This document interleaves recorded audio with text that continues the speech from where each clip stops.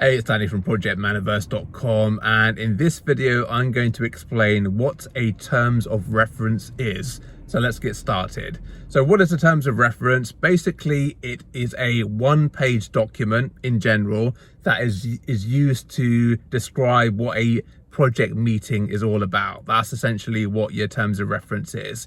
And I will say they're usually reserved for more formal meetings like steering committees or other kind of committees.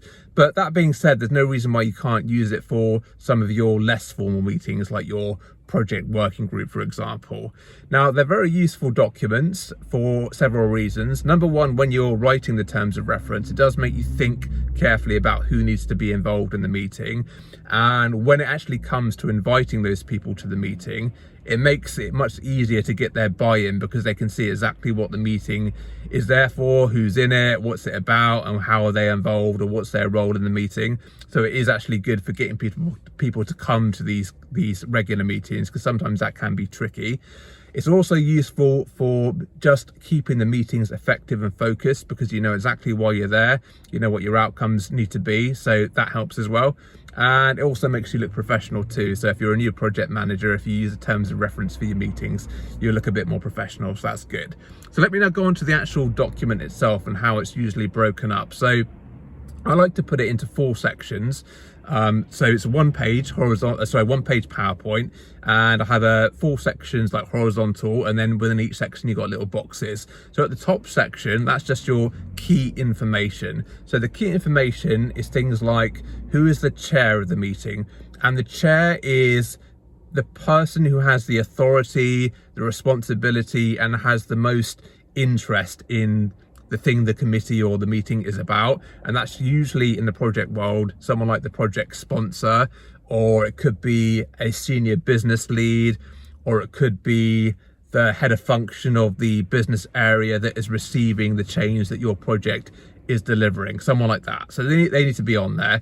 They're the chair, and they should have a deputy chair as well. So if they're not around, who can deputize for them, someone else quite senior. And then there should be a secretary of the meeting as well. And the secretary is there to basically facilitate the meeting, move it along, and then do their documentation as well. And in my experience, that is usually the project manager, unless you've got a PMO or project management office that can do it for you. But usually it's me and my project, so I would be the secretary. So I'll facilitate the meeting, move it along, but I'm not the chair because I don't have that power and authority. So I hope that makes sense. So next, in that top box, you want to have when is the meeting, what's the frequency, that kind of key information. And then also, when are you going to review the terms of reference to make sure it's still up to date and relevant. So you might want to have an annual review session, or if your project's only a year, then you might want to have 3 months or 6 months or whatever you want to put in there. So that is the information for the top section. The next section is what I call the why section. So what's the meeting all about? What is the purpose of the meeting? So you want to put the purpose there and the outcomes as well. And it's usually things like making decisions, approving change requests, approving plan proposals, that kind of stuff, unblocking issues or helping with issues, those kind of things. So list out what that meeting or committee is there to do. So those are a few examples for you to get in there. The next section is the who section. So who are the members of this meeting or this committee? And you want all the key senior people in there who are actually members. So if you can invite whoever you want to this meeting, but it doesn't mean they're all members of that actual meeting or committee. So make sure you're stipulating the key people that have a good interest in this thing that you're dealing with and need to have a say in whatever is being discussed in the meeting and have power to make those decisions. So make sure they're on there. And then you want to have what's called a quorum, and that is the minimum number of people on the call that need to be present to be able to make a decision. So if decisions are taken to this meeting, you can't just have a couple of people on there and decide something and send it out and say that's agreed. You've got to have certain people on there, and that's a quorum. And you need to say at the start in the terms of reference who that quorum is. So it might be Jane, Roger, and Bob, for example. They're the quorum. So if those 3 people aren't on the call, then you can't make a decision. Sometimes you can have a pool of people. Let's say there's 10 people that could be on 10 people in your 10 members, and as long as 4 of those 10 members are on there, you can make a decision. But sometimes things have to be a bit more specific, and you need certain people to make certain decisions, and you might have separate quorums for different topics. It's really up to you how you do it. But the core gist of what I'm trying to say here is that you need to have some kind of minimum number of people on that call to be able to make a key decision. You can't just make it with anyone that turns up on the call. Okay, next on that who section, you can have non-members as well. So people like your PMO support, maybe some stakeholders out in the business that just have a little bit of an interest in it, maybe your test manager, who knows, but people that aren't really there to make decisions, but they're supporting the project, or they might have an interest in the project, make sure they're on there as well, but have them as non-members.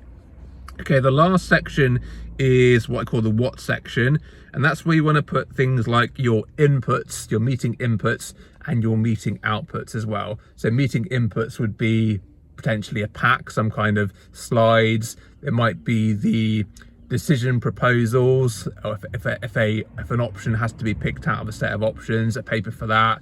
It might be the plan, whatever needs to go into that meeting, make sure that's clear. And then whatever comes out of the meeting as well. So that's usually your actions, so your meeting minutes, your actions, and any key decisions need to be documented as part of the outputs as well. And the last bit you might want to have is like the escalation point of the meeting, and that goes 2 ways. So what's the mechanism for getting into this meeting that you're setting up, that the terms of reference is for? If it's a steering group, maybe the escalation point into that meeting is through your project working group, if you agree that something needs to go to the steering group. And then the escalation point above your steering group, is there one? If there is one, what is that? Maybe that there isn't one, and that's the highest level that you're going to. So make sure that's on there as well. Okay, that's basically it. It's a simple document, but it's very useful. As I say, if you definitely use them for those key formal meetings, but you can use them for other meetings as well. Obviously, they have to be regular meetings. You don't really use them for one-off meetings, but useful tool, and it will make you look professional as well. So hope you enjoyed the video. I'm going to wrap up there. If you liked it, give it a thumbs up, and please subscribe if you want to see more content like this. And until tomorrow, please take care.